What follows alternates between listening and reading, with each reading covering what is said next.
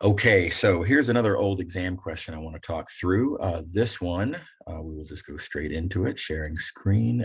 This one is from 2019 spring.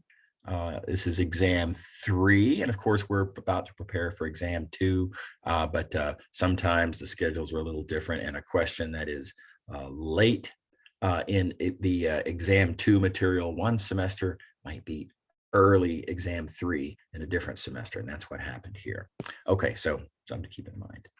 So we're going to be looking at question number 1 here, and there's 4 parts to this question. I'm going to go through the first 2 parts fairly quickly because it's the last 2 parts I think are the most interesting. But anyway, we have a linear transformation here where the transformation itself is defined with antiderivatives, right? It's I would call it the antiderivative of a function f, but of course that's not well defined. So, but there is a unique antiderivative of each of these polynomials where at x equals 0, the value of the antiderivative is 0. So that determines the integration constant. Okay, all right, so there is our linear transformation. By the way, an interesting exercise to check and confirm that is indeed a linear transformation.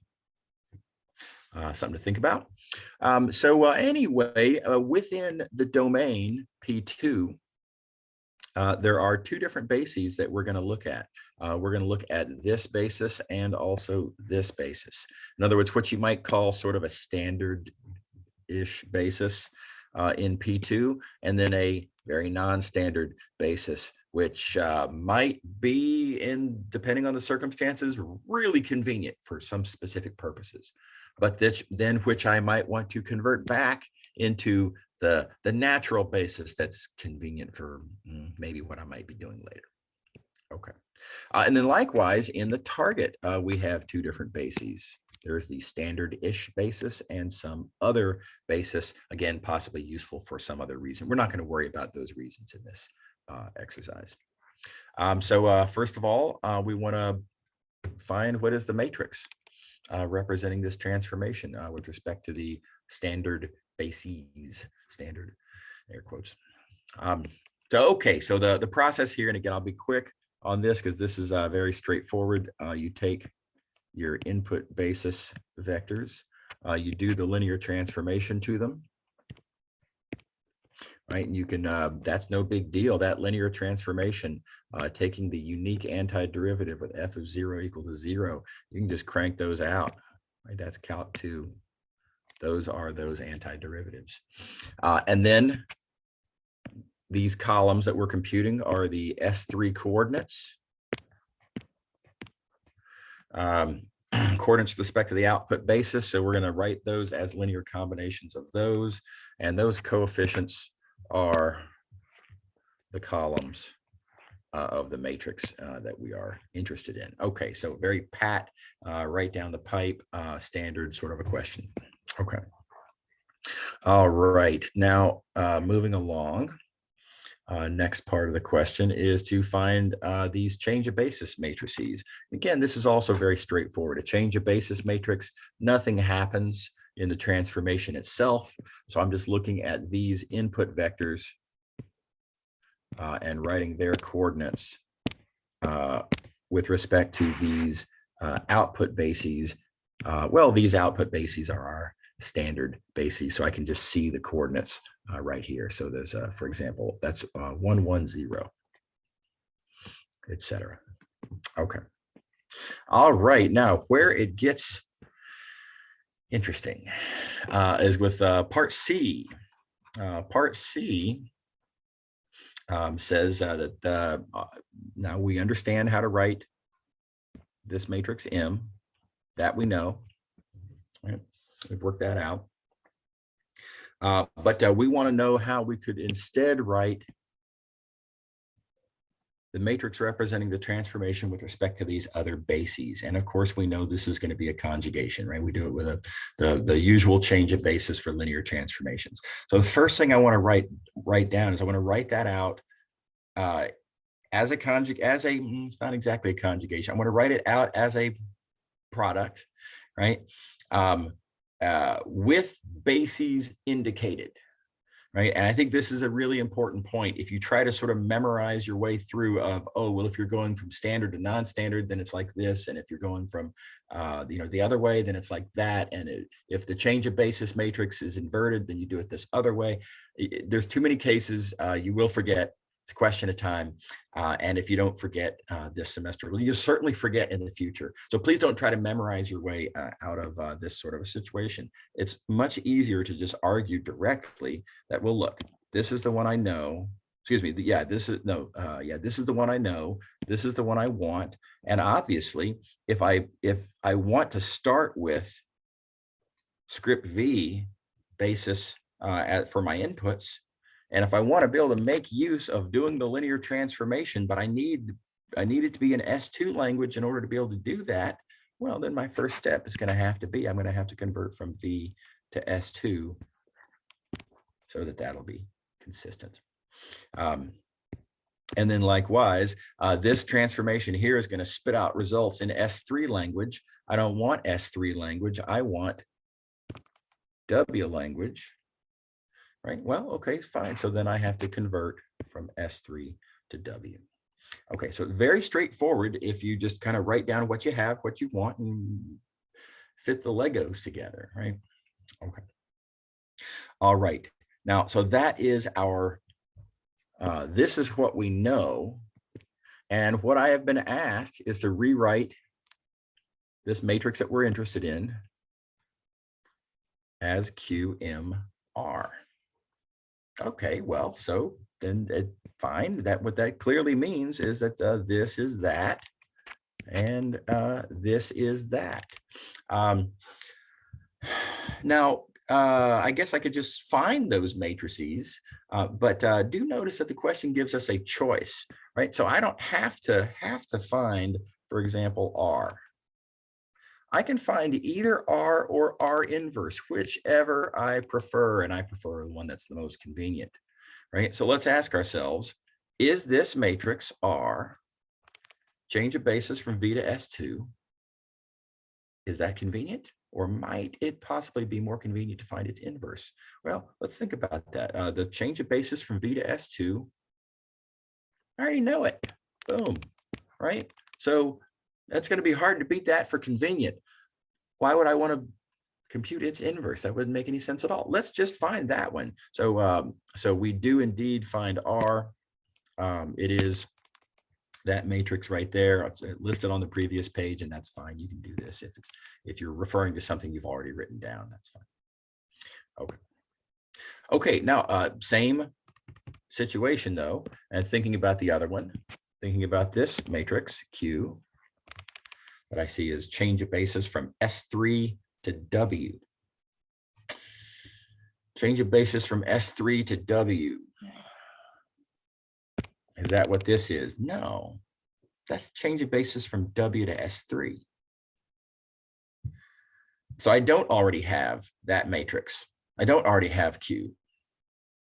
But I do have the matrix, which is, in fact, the inverse of Q, right? So I'm going to exercise my right to choose here, right? I'm allowed to choose either Q or Q inverse. And I'm going to prefer Q inverse, right? Because the inverse of the matrix that I've been, the matrix that I have is the inverse of the matrix Q that I have that's in that equation. Okay, so Q inverse is just change of basis from W to S3. Again, listed already on the previous page. So nice. Okay, so again, if you have some sort of list of cases, notice that the way this question is written, it's just not going to be very well suited for a sort of a memorized execution, right? The way to do this question is to write it down from the point of view of bases. The bases tell all, right? And then look at what you've been asked to do, and then act accordingly, as will be clear. Okay. All right. So I think that's an interesting part. Then there's part D. This is another tricky part. Yeah, tricky is the wrong word. This is a question which you have to look at it from the right point of view for the problem to not be really, really hard. A lot of students want to work this question from an algebraic point of view.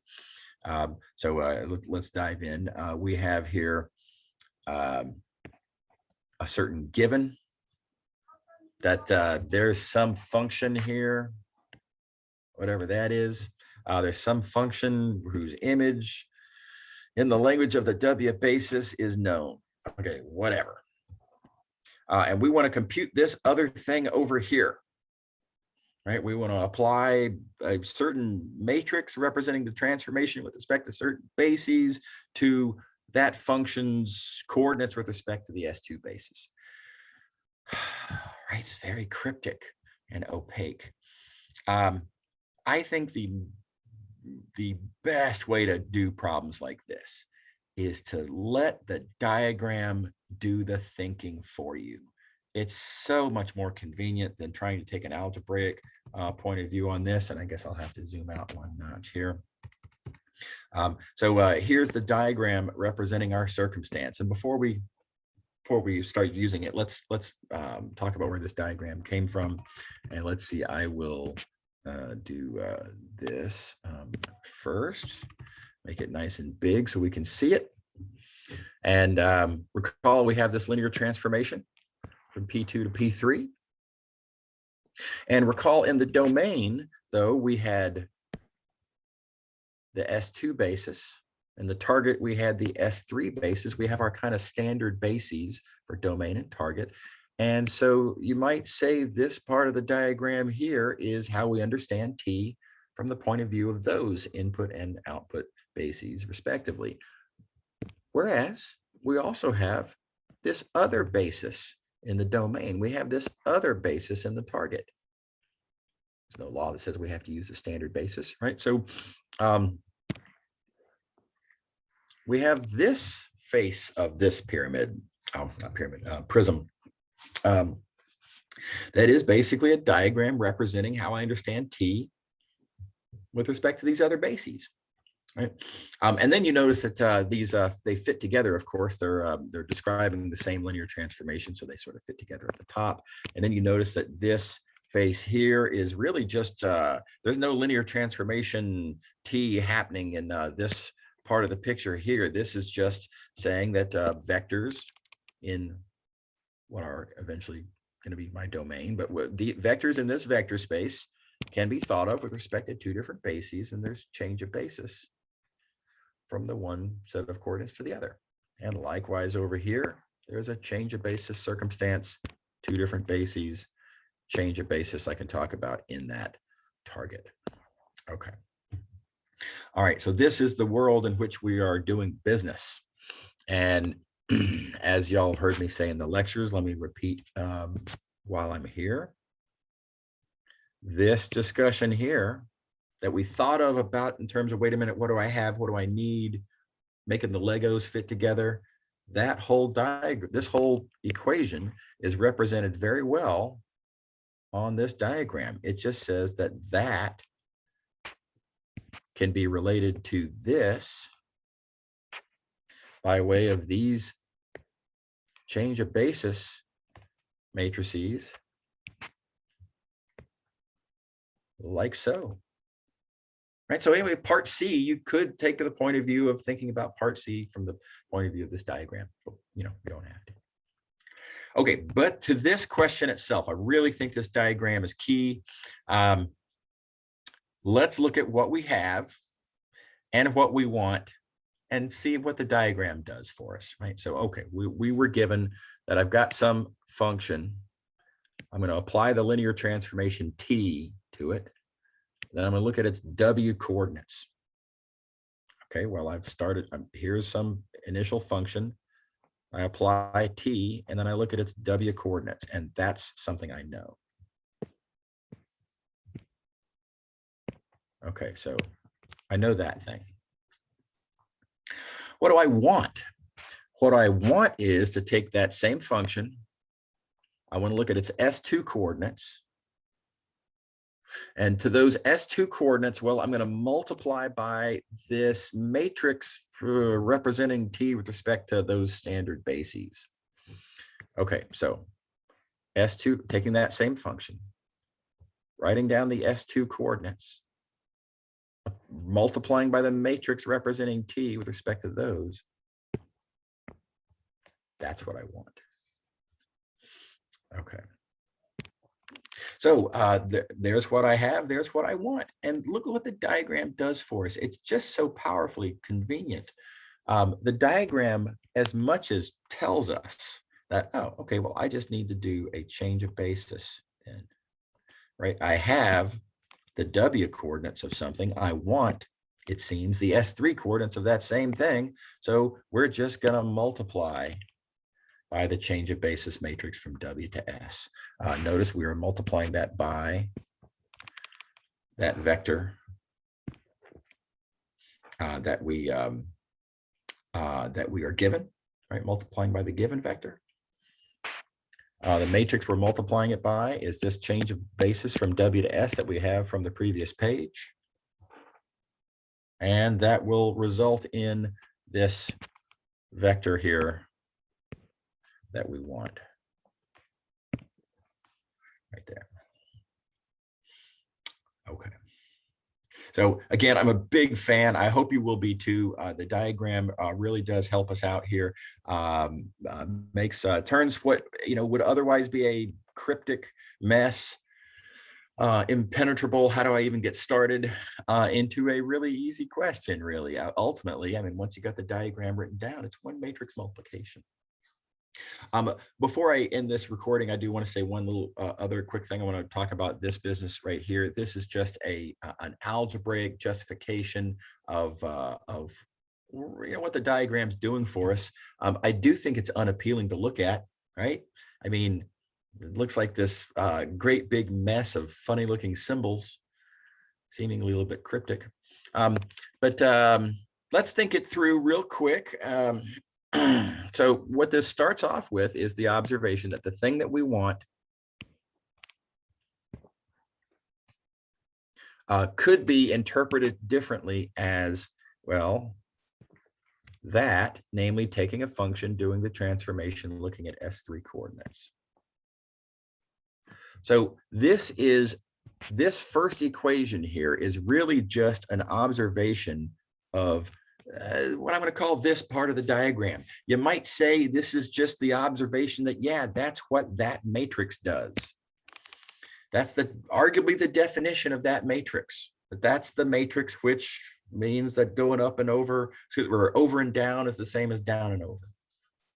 It's really the definition of the matrix representing that transformation. Okay, so there is that point of view, and then looking at the where we go from there. So let's see, we had this, right? We've realized what we want is that. Comparing that to what we were given, already forgotten what colors I used. What we were given is function, apply the transformation right in W coordinates. Right, we were given this. And really, this is just then an observation that, oh, well, if I know something in S3 coordinates, if I know it in W coordinates and I want it in S3 coordinates, well, then the change of basis matrix is the thing that does that. So that gets us to the same result, of course. Now, you've got to decide for yourself. Do you think that you can start with this and make from a purely algebraic point of view, and let's zoom in like this, purely algebraically, can you see making that connection and that connection just from the algebra? I think that's really hard, right? Just having the instincts to think in terms of doing that in the first place. Whereas, again, by comparison, the diagram just tells you. The diagram makes it immediate. I'll repeat myself, that the thing that we are given is that. And the thing that we want is this. And it, again, just kind of, the diagram screams at us. to do that. Okay. Hope this has been helpful. And I will stop this recording.